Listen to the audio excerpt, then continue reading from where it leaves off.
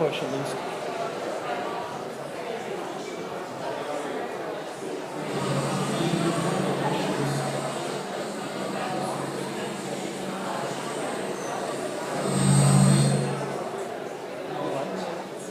Okay. Jamie turned them on. I don't know who turned them off. No lights. Okay. Who's Burford? Okay. Okay. I'll just let Jamie know. I don't know how you turn them off. Do you want to...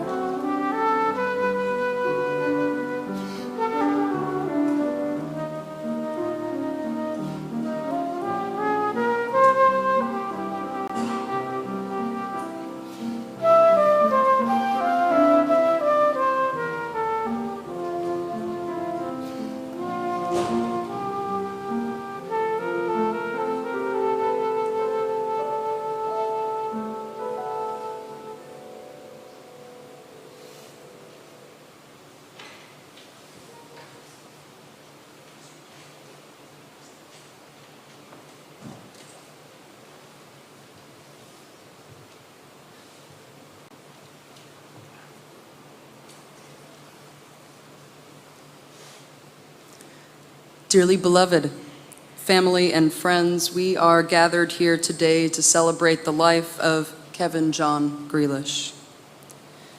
Though we are all devastated by his all too early death from renal cancer just shy of his 65th birthday, which would have been Thursday, we strive to remember his life with joy and gratitude amidst our grief. I am the Reverend Katie Scudera, and I am the lead minister here at First Parish in Needham Unitarian Universalist, where the Grealish family has had a spiritual home for nearly 30 years.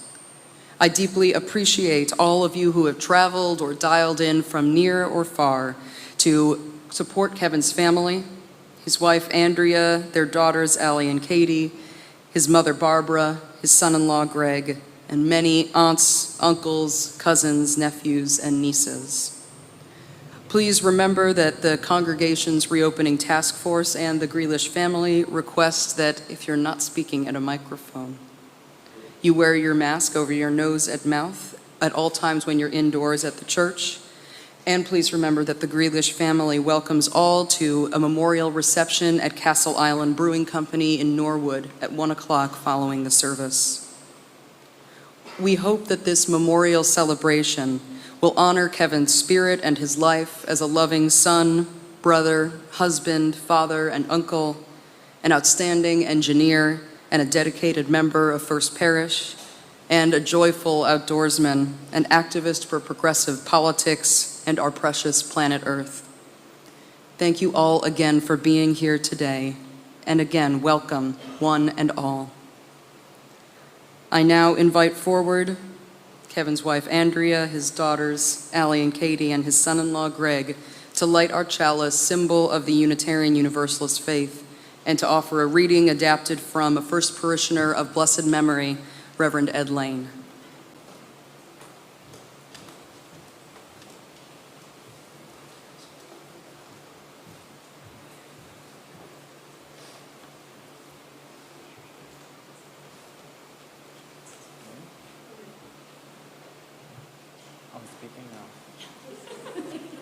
Sorry, people. The wrong phone, too. It's just a quick thing we want to say about Kevin. So we've come here today in a time of death and sadness, but with immense gratitude to be able to celebrate Kevin's life. He was a wonderful man. It's safe to say all of us here have been enriched and touched by his full and beautiful life. You can see that by as many people are here today. We celebrate his ongoing presence among and within us, always keeping him close to our hearts.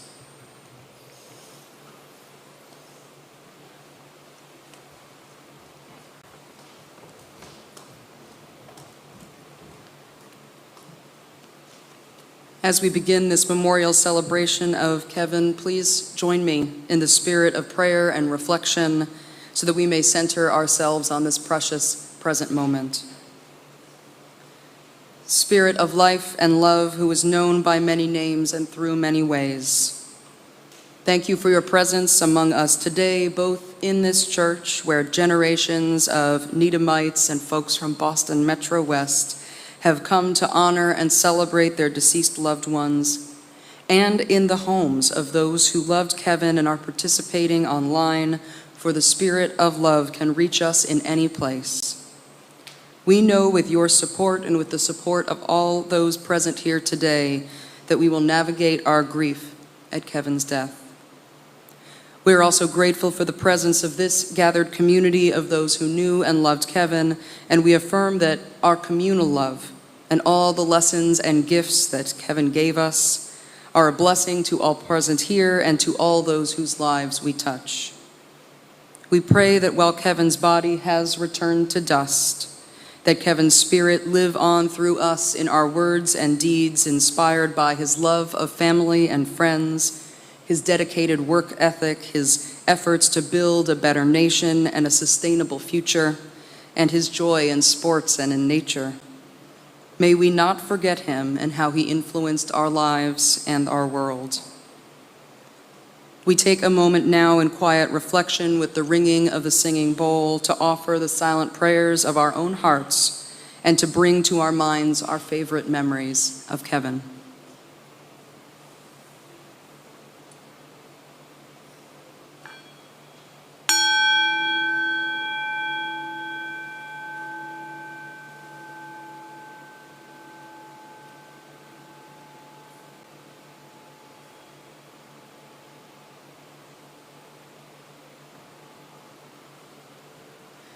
Amen.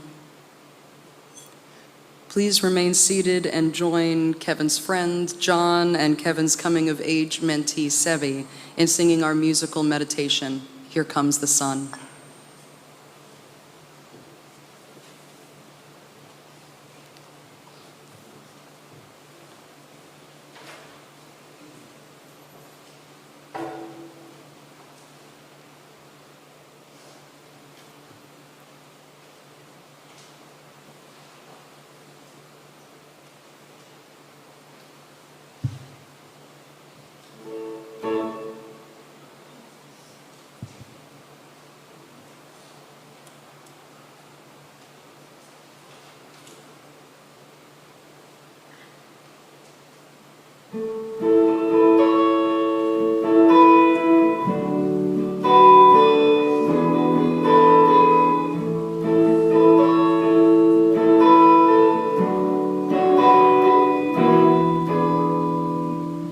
Here comes the sun, do-do-do-do. Here comes the sun, I say, it's alright.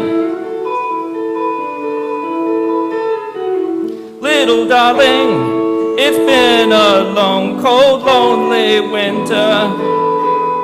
Little darling, it feels like years since it's been here. Here comes the sun, do-do-do-do. Here comes the sun, I say, it's alright.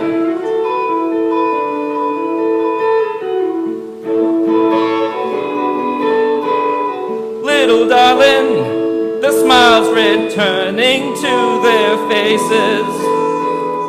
Little darling, it seems like years since it's been here. Here comes the sun. Here comes the sun, I say, it's alright.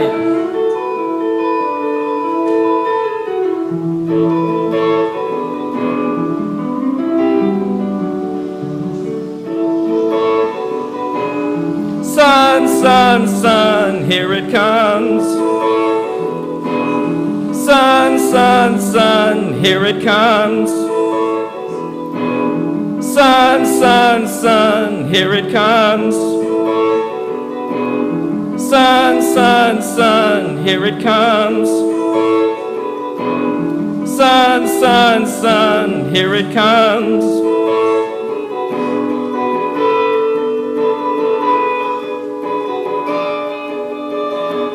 Little darling, I feel that ice is slowly melting. Little darling, it seems like years since it's been clear. Here comes the sun, do-do-do-do. Here comes the sun, I say, it's alright. Here comes the sun, do-do-do-do. Here comes the sun, I say, it's alright.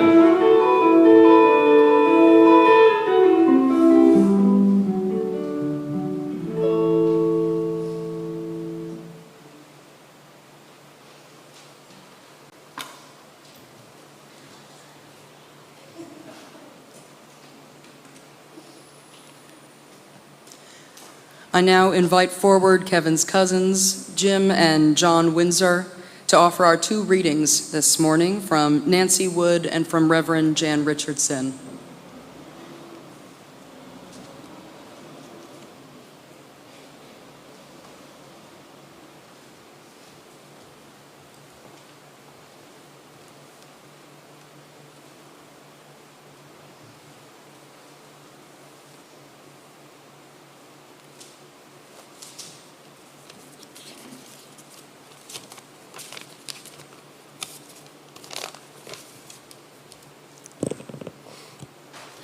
Good morning. Hold on to what is good, even if it is a handful of earth.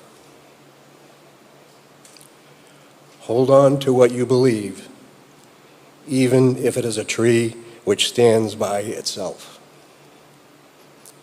Hold on to what you must do, even if it is a long way from here. hold on to my hand, even when I have gone away from you. Thank you.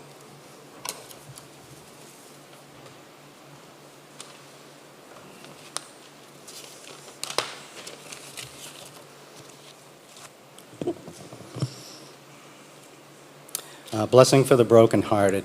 She starts off with a quote from Henry David Thoreau. "There is no remedy for love but to love more." Let us agree for now that we will not say the breaking makes us stronger, or that it is better to have this pain than to have done without love. Let us promise we will not tell ourselves time will heal the wound when every day our waking opens it anew. Perhaps for now, it can be enough to simply marvel at the mystery of how a heart so broken can go on beating, as if it were made for precisely this, as if it knows the only cure for love is more of it, as if it sees the heart's sole remedy for breaking is to love still, as if it trusts that its own persistent pulse is the rhythm of a blessing we cannot begin to fathom, but will save us nonetheless. Thank you.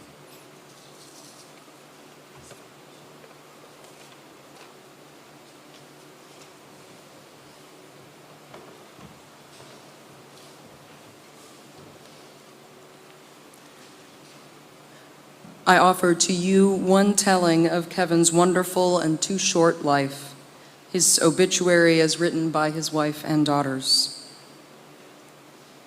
Kevin John Grealish of Westwood passed away peacefully with family by his side on August 25th, 2022 from renal cancer at age 64. Born September 8th, 1957, in Braintree, Massachusetts, Kevin is a 1975 graduate of Braintree High School. Kevin attended Worcester Polytechnic Institute and graduated in 1979 with a Bachelor of Science in Mechanical Engineering. He went on to earn master's degrees in mechanical engineering from Northeastern University and in electro-optics from Tufts. After graduating from WPI, Kevin worked as a structural engineer at Pratt & Whitney Aircraft in East Hartford, Connecticut for 2 years. He moved to Denver to work as an engineer at Martin Marietta. While living there, he spent much of his time pursuing his lifelong passion for skiing, and he met his wife, Andrea, at Copper Mountain. Once married, they returned to Massachusetts to settle in Westwood, where they had 2 daughters, Allie and Katie. This is when Kevin began at BAE Systems, where he worked for 35 years until his death, starting as an engineer and lastly as a technical director. In addition to skiing, Kevin loved windsurfing, road biking, and mountain biking. He enjoyed traveling with family and friends to West Dennis and Chapin Beach on Cape Cod and to the Outer Banks in North Carolina. He frequently returned to Copper Mountain and traveled to New Hampshire and Maine with his family to ski. He was an active member at First Parish in Needham Unitarian Universalist, serving as both treasurer and president, religious exploration teacher, and participating in small group ministry. In recent years, he also invested himself in political action with Force Multiplier and climate advocacy with the church's Fridays for the Future. Kevin is survived by his wife Andrea and daughters Allie and Katie, as well as Allie's husband, Greg Marchese. He is also survived by his mother, Barbara Renek. Kevin is predeceased by his sister, Sheila Bestick, father, Frank Grealish, and stepfather, Fritz Renecke. Thank you. Kevin is also survived by many extended family members and a large community of friends and colleagues who miss him dearly. I invite forward Kevin's best friend, Bob Avjian, to offer his eulogy.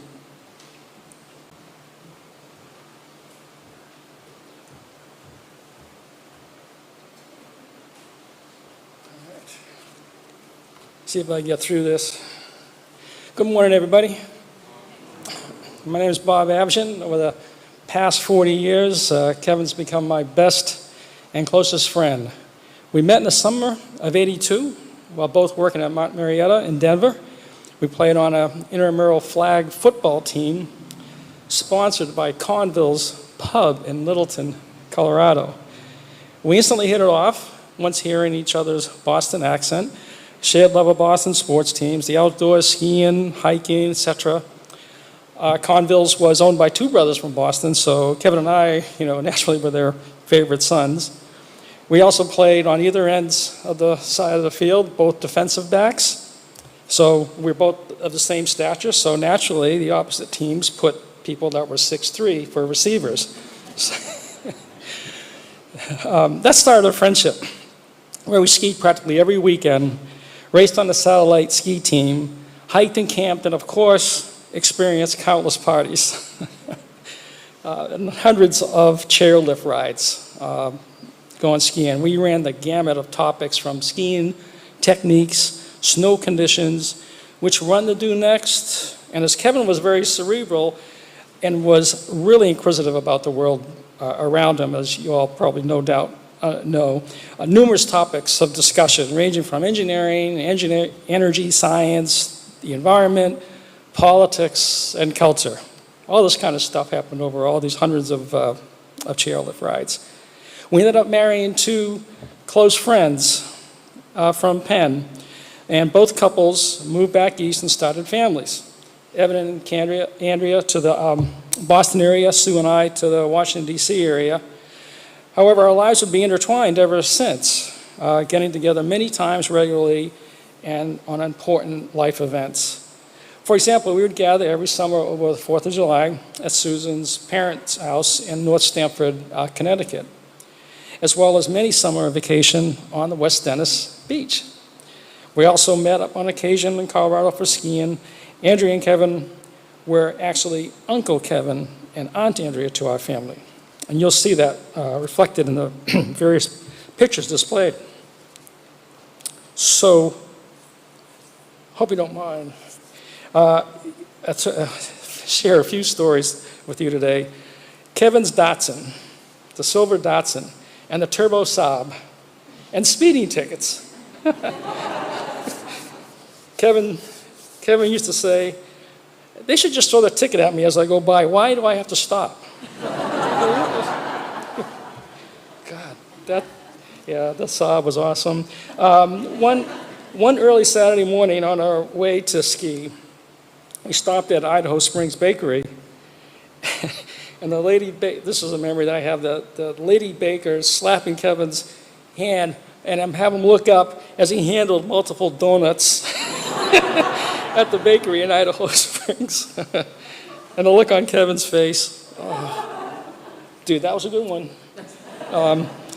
Denver area bars, all right. No Frills Grill, the Little Bear and Evergreen, the Wazee Supper Club, and there's probably others I forgot. Different outings. And I'd a lot of times be clueless to the signals women would be giving, And so Kevin once said to me, just go ahead, I'll just follow you and pick up the scraps. Just follow you, Oh, God. Did you know that Kevin used to sleepwalk? No? He didn't do it here, did he? Well, once at either Crested Butte or Vale's Lion's Head, I can't recall which, Kevin went sleepwalking in his underwear in the middle of the night, and I was called to collect him, dressed in only his underbriefs, sitting on a bench. Kevin's, the Grealish's first stopover at our house in Maryland on their way to a week of windsurfing and on the Outer Banks, when Kevin would get everybody up, right, the crack of dawn, and out at 6 to make sure that they got the wind upon arriving there. Gotta go. On one of our skiing or camping trips, hopefully I'll keep it together here. One of our skiing or camping trips, we stopped at the Dillon King Soopers. And I was searching for my stuff. Kevin was going for his things. And I come around the corner to where all those cereal dispensers are. I still haven't seen them today, so I don't know if they still have them. But he was struggling with one of them. right? And just as I came around the corner, boom, and it exploded everywhere. I swear I was on the ground laughing. I couldn't believe that. That was so hilarious. And with the beard, right, and the llama hat, And then some ski runs, Pile Avicini, West Cornice, so many times at the West Cornice and A Basin, Chair 11 jump at Vale, Chair 7 jump, Crested Butte, and you'll see some of these pictures from the Crested Butte one. Keystone North Peak, Schusching en masse with our race team after the team ski races, and then sidestepping the West Chutes at Steamboat, and Kevin had come down ahead of me, and I'm just chucking along down, and all of a sudden I see Kevin with the skis, and he's sidestepping down, and I said, "What's the deal? What are you doing?" He says, "I don't do it. I'm not going down this. You're welcome to." And I said, "Well, all right. If he's sidestepping, so am I." Kevin and this guy Wayne crashing a barrier on Gold Peak and Vale after one of our races. We were shushing again down the races, and him and another guy turned into each other, and they both collected in a heap and just smashed through the big orange barriers. That was another crack up. Let's see, and then of course. Can't forget this, right? All the many Copper Mountain trips, the A-chair bump runs, a place called Mike and Miguel's is no longer there, and being present when Kevin and Andrea met on the bus, to Union Creek. Non-stop laughs, right? At the wedding, non-stop. Andrea will never know to this day all the stuff we did. We're taking that to our graves. Waiting for Andrea's limo at the Mother Cabrini Shrine. This was pre-cell phones, and we had no idea why she was late. Turns out the limo never showed up, and her mom had to go knocking on neighbor's door for someone to drive her to the wedding, as we were already all at the shrine, Mother Cabrini Shrine, which identifies one of the most important memory, and if I can't really ever recall if I ever said it to his face, but I'm sure I said something to that effect, was that when Kevin asked me to be his best man. Yeah, that was one of my highest honors. So hey, Kev, we'll get together and do some more turns in the spirit world, okay? And in closing, from time to time, I still hear Kevin's various lines in my head. They're just always there. His laugh, especially his humor. Different times I'd be stuck for words somewhere. He'd yell out something funny, to crack me up. He's bailing me out again today. I'm wearing his stuff, somewhere. I will miss having discussions on various subjects. We talked about this before: engineering, solar energy, flying. I'm a pilot, so we used to go flying, and we talk about flying. Space, different things, and as miss our shared love of inappropriate humor. We'll leave it at that. Kevin, I love you. I'll miss you forever, Chief.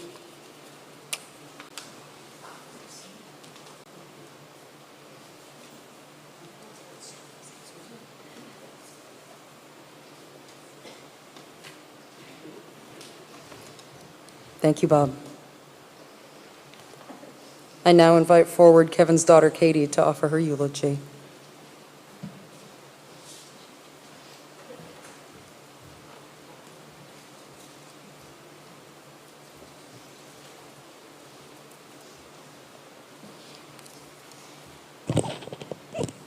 Good morning. I'm assuming you all knew that my dad, or Kevin as he may have been to you, was in fact a dad. If you didn't, surprise.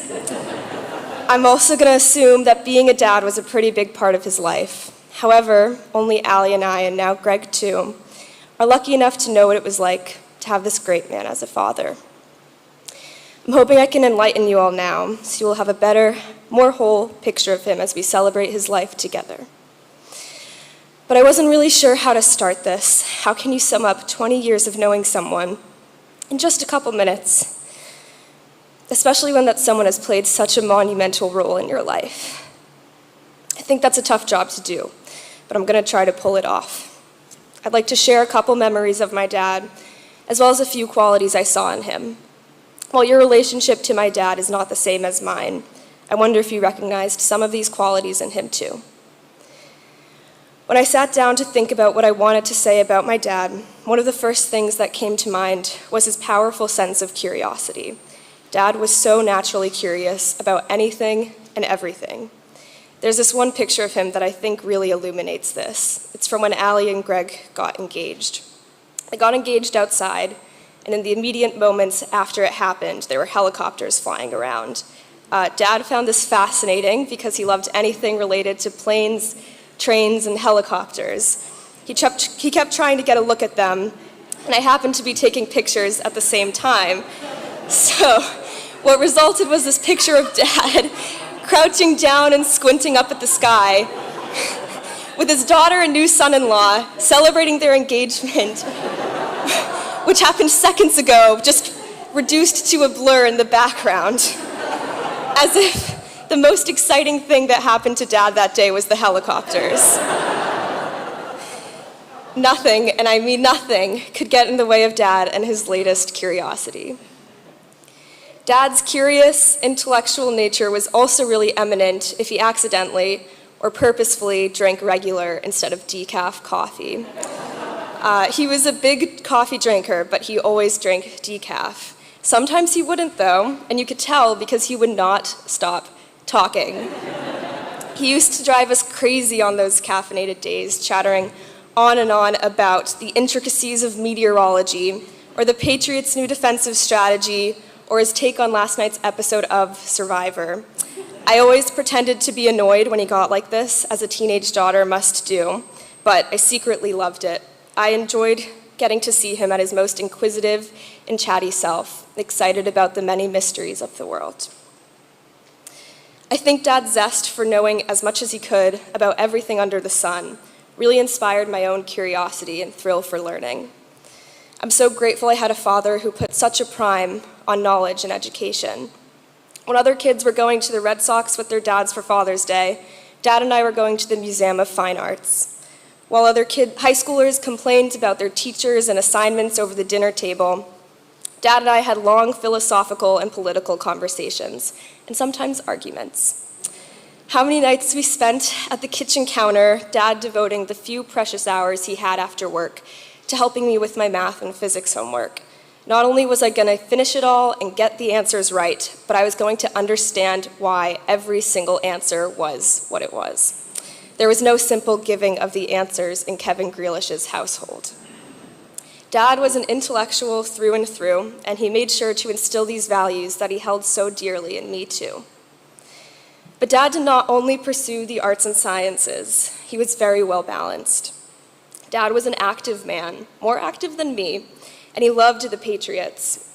While he did pursue a life of peace and serenity, meditating and participating frequently in First Parish life, this did not extend to the Patriots. Dad would be watching the game in the living room, and I'd be upstairs in my bedroom, and I could hear his aggravated yells from there quite clearly. I think his yelling shook the house itself on a few occasions. And I tried telling him too, Dad, Bill Belichick can't hear you through the TV, but he never listened. And I think this sarcasm of mine that I think I've cultivated so nicely is from Dad too. While Dad loved watching football, what he really loved to do was bike and ski. Dad chose, I think, an unfortunate time to get into biking. I was in middle school, so I was at peak sassiness, and I was at my most sensitive to the many, many embarrassing and offensive things my dad could do, like wear silly all-Lycra road biking outfits. He even told us a name for it, mammal, middle-aged man in Lycra. July nights were dedicated now to watching the Tour de France. And then, to really torture us, Dad got into mountain biking. But this was a torture of a different kind. Gone were the mammal outfits of old, and here to stay were the endless bumps and bruises, the ice packs and elbow braces. It was less the outfits that scared us, and more the fact that he fell and injured himself every single time, and that Mum or I had to wrap him up in ace bandages after every outing. If it wasn't the cancer that got him, I think the mountain biking would have done him in. But he loved it, and I admire that even though he scraped or bruised himself every time he trekked out to the woods, and even broke his finger and his wedding ring on one occasion, he wouldn't hesitate to do it all over again the second his body allowed him. This kind of relentlessness was typical of Dad. It seeped into his mountain biking pursuits, his intellectual and cultural interests, and in his effort to be a good parent. He always told Mum not to be a helicopter parent, a parent who hovered too closely over their children and smothered them in the process. But what's ironic is that often, in worrying so much about Mum not being a helicopter parent, he helicoptered himself. His concern, but that was just a sign of Dad's love. His concern to offer me just the right guidance and give me just the right amount of space was evidence that he wanted to do this whole parenting thing right. And now I'm really grateful for Dad's careful attention to raising me well. It has shaped me into the person I am today. So even though I found this all a bit tiring at some times, I think Dad's efforts really paid off. And if it was winter, Dad ditched his various bikes and instead donned his skis. He lived to ski. If it wasn't for skiing, Mum and Dad wouldn't have met, so now I owe my entire life to this sport. Not only did skiing ensure my existence, but it also deeply enriched our family's life. The basement in our house is still lined with Mum and Dad's trophies from their races back in the 80s. I remember so many ski trips with Dad in the days before Christmas, while Mum stayed behind to get ready for Santa. And I remember the many school vacations spent on ski mountains scattered across New England. If you've ever skied in New England, you know that the conditions for skiing are not always nice. It's often just ice and there's no snow. But we didn't care. The allure of spending time together on those cold, icy mountains, of finding that one good trail, was too powerful for Dad and the rest of us to resist. When I got older, we started traveling back to Colorado to ski and visit friends. Most recently, we went to Copper Mountain in March 2021, which is where Mum and Dad met. We spent the whole time skiing, eating, and watching family favorites on TV. Dad made sure to prove to Greg that he was the better skier. I finally got to show Dad that I was now faster than him, but Dad's technique still beat mine. That was never a question, and it never will be. He was really good. This trip will always have a special place in my mind, because it was the last time we got to ski together. Some of Dad's final words to us were about skiing. As we talked with him about moving to hospice, he said he was sad. Sad because he wanted to get in a few more ski runs, he said. We told him we'd take them for him. You might think it's silly that this sport has such a big role in our family's life. But as we start thinking about Dad's memory, and we think about what was important to him and what's important to us, I can't help but notice how many times this passion of his brought us all together. And it will continue to do so for many, many years. As I wrote down all of these memories and all of these things I love about Dad, I realized I could talk to you all about him for hours. And if you were ever caught by Dad when he was really excited about something, you know that this is a trait he had too. But for the sake of everyone's time, I think I will stop here for now. Everyone here had a unique relationship with my dad, so I hope in these past few minutes I gave you some insight into who he was for me. Today we're saying goodbye to Dad as a living, breathing body, but that in no way means his memory ends here. While he may no longer be here physically, I know he'll be here in my mind, my heart, and my soul. As Ali aptly said, he'll be there with me at the top of every ski mountain. He'll be there with me when I graduate college. He'll be there with me every time I eat a turkey sandwich, because he ate that for lunch every single day. We can talk and think about Dad for as much as we want, for as long as we want, and I know I will. I'm sure tomorrow I'll wake up and think of the perfect thing that I should have said here today. I will always have more to say for Dad. But I've said what I've said today, and I hope it was enough to bring you all a sense of peace and comfort, as it has for me. And if Dad happens to be listening from somewhere beyond our comprehension, I hope it's done the same for him. Thank you.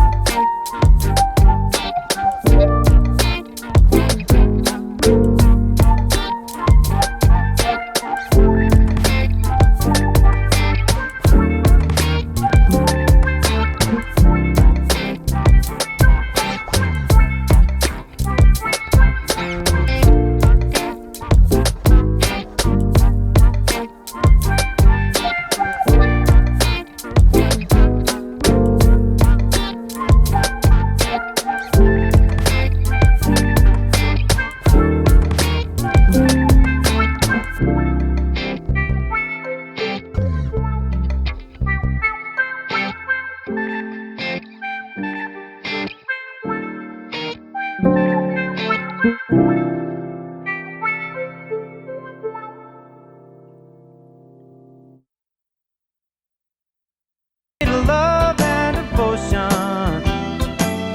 deeply touching my emotion. I want to stop and thank you, baby. I want to stop and thank you, baby. Yes, I do. How sweet it is to be loved by you. Feels so fine. How sweet it is to be loved by you. I close my eyes at night, wondering where would I be without you in my life. Everything I did was just a bore. Everywhere I went, it seems I'd been there before. But you're bright enough for me all of my days. With a love so sweet in so many ways. I wanna stop, thank you, baby. I just wanna stop and thank you, baby. Oh yes, how sweet it is to be loved by you. each other sometime. How sweet it is to be loved by you. Whoa, yeah.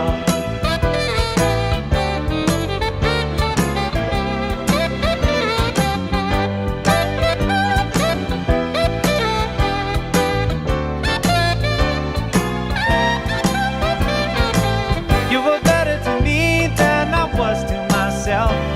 For me, there's you, and there ain't nobody else. I wanna stop and thank you, baby.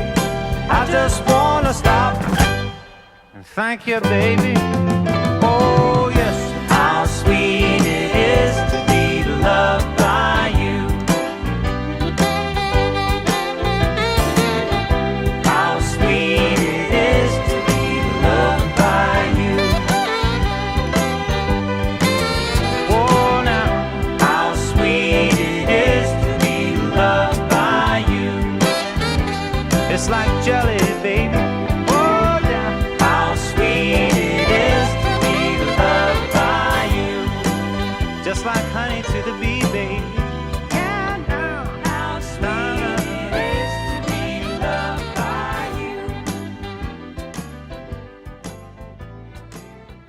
How sweet it is to be loved.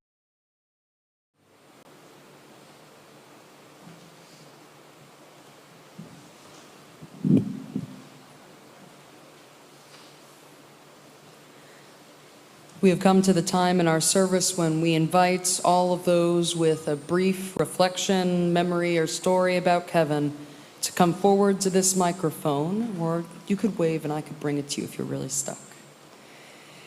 If you're in the parish hall, you're welcome to pop in here for a minute, and for folks watching on YouTube, please share your story in the chat box for the family to read later.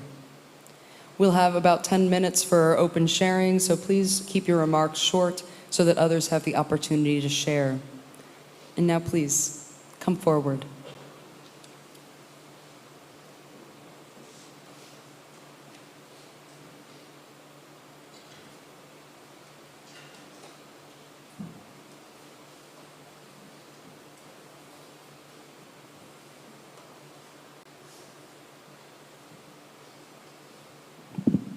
I'm going to tie this together with Katie when you talked about your dad maybe being a little bit of a helicopter. It was before you were born. Allie was a toddler, and my two girls, Dara and Erin, we were visiting your folks. And I don't remember what the girls wanted to do. They were doing something kind of at a tabletop, craft, and they're a little bit older. And Allie, you wanted to participate with them. So I took a little chair or a step stool or something, and you climbed up onto it so you could do it. And your dad came down and just kind of freaked because he thought you were going to fall, and hurt yourself. So I always have that memory, even though you were safe. I just have to say that, okay?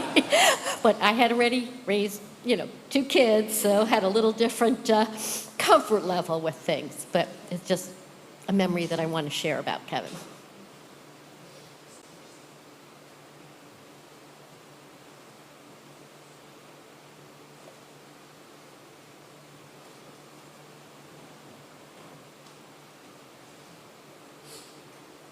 Never good at this, but I had to fill in the blanks a little bit on the windsurfing side of things.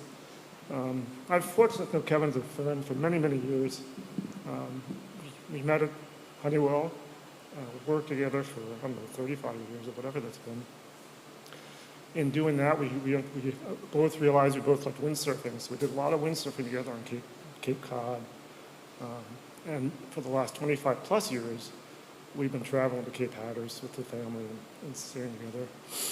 So in terms of windsurfing, we've also windsurfed all over the country. So just a couple of stories about windsurfing with Kevin.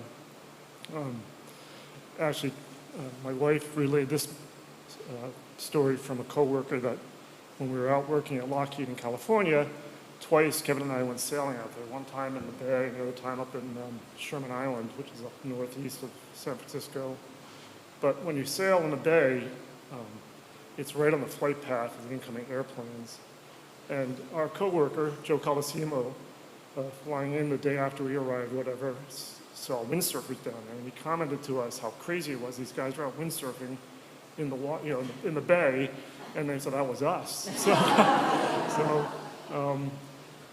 We also about 25 when you were expecting Allie, we went on a 10-day adventure to the Columbia River Gorge, and that's a stupendous place to sail. It's a narrow, not very narrow. It's not a very wide river, but the winds from the ocean, the coast, blow up a channel, and you get these phenomenal winds, and the water's flowing down the channel, and you create these big standing waves. So we have outrageous wind conditions with really crazy standing waves. It's like in skiing terms, this is like a triple, quadruple black diamond situation. So it was crazy out there in the water, and he voiced to one of our compatriots how, he was concerned he'd make it out of this alive, but he'd see his daughter he was expecting. So, but it was a great trip. In fact, we didn't really disconnect from skiing, because on that trip, one morning we went up to the top of Mount Hood and skied, and drove back down to the river. In the afternoon we were sailing. So quite an adventure time. I had a lot of great adventures with Kevin. On the Hatteras trips, I guess the one thing I can think of there is go-karting. There's a place called Slick Track, and they give you rules: no bumping, no cutting off, but they didn't really enforce those rules. And Kevin was quite a competitor in most everything he did. So we had a lot of fun on Slick Track, spinning each other out and slamming. It was just a blast. So a lot of very great memories, and we'll miss him a lot.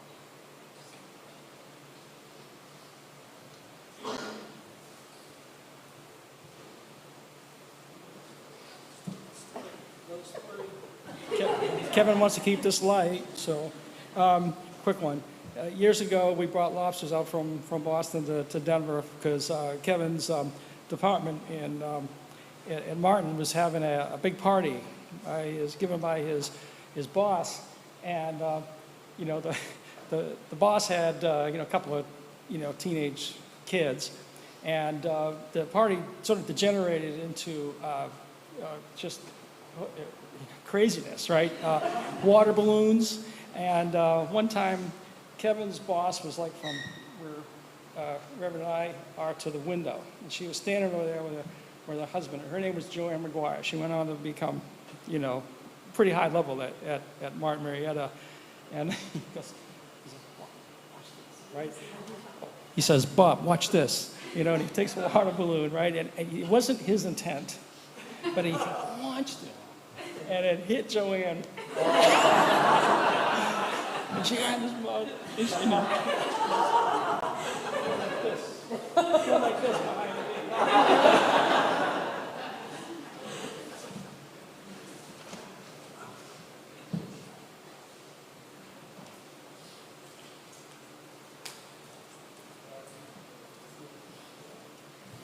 So Katie and my son Devin have known each other since they were 4 months old in daycare. Devin was my oldest, Katie was his youngest, and maybe that was why he was always so happy and calm. As a new parent, going to daycare to pick up your kid, I just felt like and Kevin I never saw the patriot side of your dad. I only ever saw the father who was so happy I have the chills, just so happy to pick his daughter up from daycare. And I just remember thinking, who is this guy that's always so happy and smiling all the time? I don't understand. So that's my memory of when I first met Kevin. He was always just so delighted to pick Katie. I don't remember his nickname for you, but he had an adorable nickname.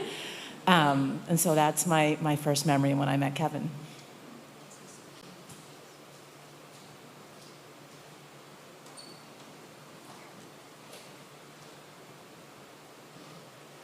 Katie, you spoke so wonderfully about your dad's sense of adventure and his sense of sport and competition. And one of my earliest memories of Uncle Kev, my mom probably is not going to enjoy this memory so much, but watching my dad and Uncle Kevin go back and forth at my grandparents' house, there was a little diving board, not something you should be fooling around on, but they decided to do backflips off of it, back and forth, and it ended with my dad cracking his head open in the pool. So anytime my parents question my lack of self-preservation in my sporting endeavors, I point to Uncle Kevin and my dad's relationship as the reason why.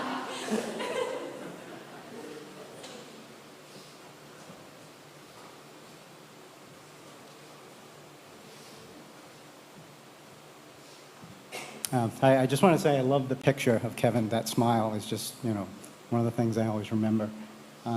Growing up, my brother Jim and I would love going over to Aunt Barbara's to play with, Kevin and Sheila, mostly Kevin because we were the boys.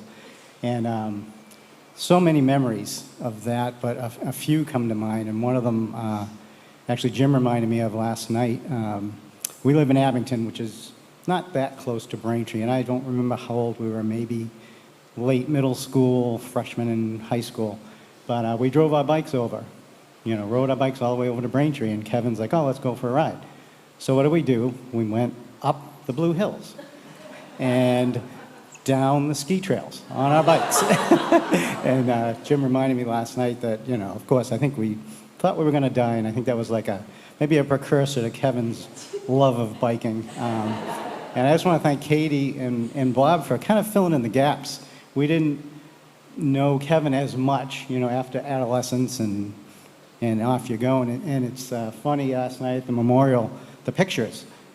I had never seen Kevin with the shoulder-length hair. So it was nice to see that. But it was great getting together with Kevin and Andrea at all the family reunions and catching up. And nothing that anyone here has said surprises me at all about Kevin. So thank you.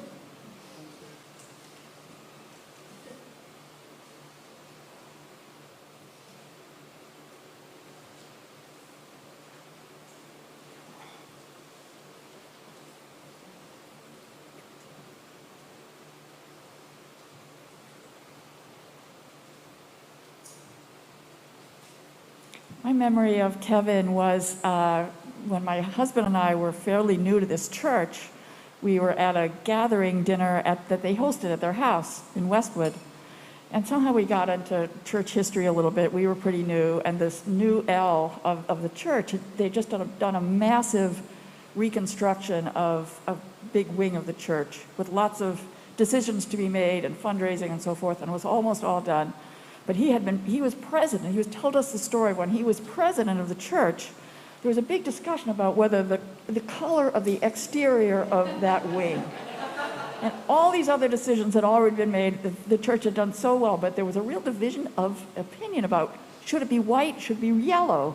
And there were lots of passions that were being expressed by the congregation. So it's a democratic process, and he told us that there was a final congregational meeting to make this final decision. And what do you know, but the vote was exactly the same for white and for yellow. And he had abstained because he was president, and he cast the final vote. Do you remember this story?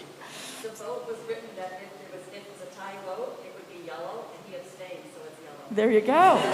So you can enjoy the color of it was all and his or not enjoy it, depending, right? Exactly. But his delight in telling that story and guiding the congregation through that difficult passage of this one decision about this one detail was fabulous.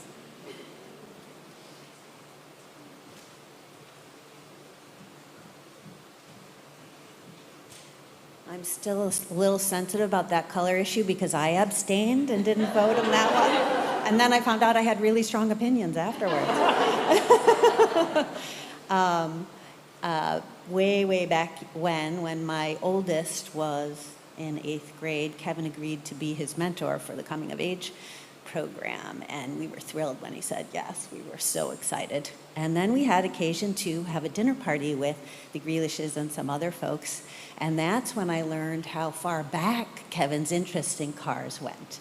And he started telling the story. I don't remember the details, probably you guys can fill it in, but he started talking about the time he snuck out when he was 14 or 15 years old and took the car. I think he was with a buddy of his, and how fast they went. And he's telling this very animated story of one of his first car adventures. And I'm sitting there thinking, really? And then he finished, and I just looked at him, and I looked at everyone. I was like, does anyone know, is it too late to change mentors? And I think Kevin laughed the loudest. And I just love that about him and about you guys. And I'm going to miss him, even though I haven't seen you guys much. It's just, you guys always fit together so nicely, and I'm so sorry, you guys, that you're going to have to do without him or talk to him in a different way.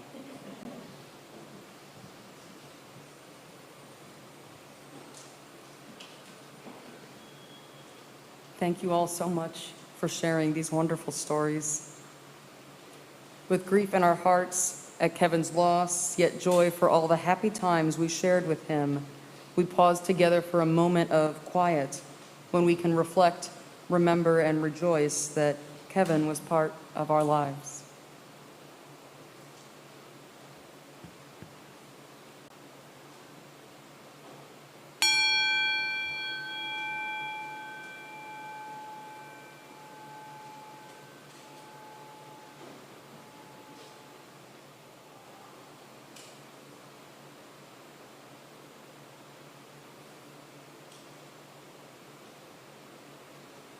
Amen.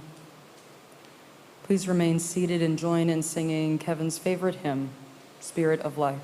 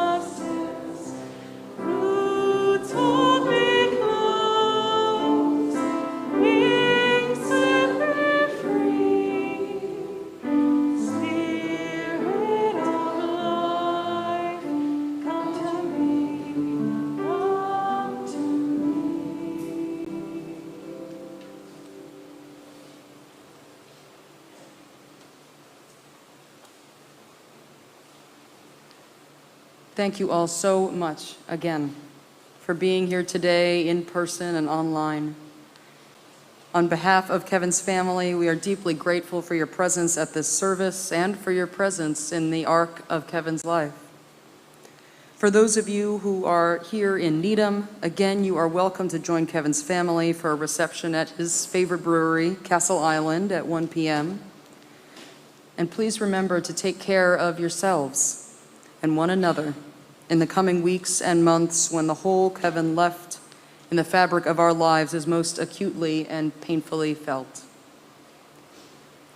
As we close our memorial celebration of Kevin's life, take these words, this prayer from Unitarian Universalist minister Reverend Naomi King with you as a benediction.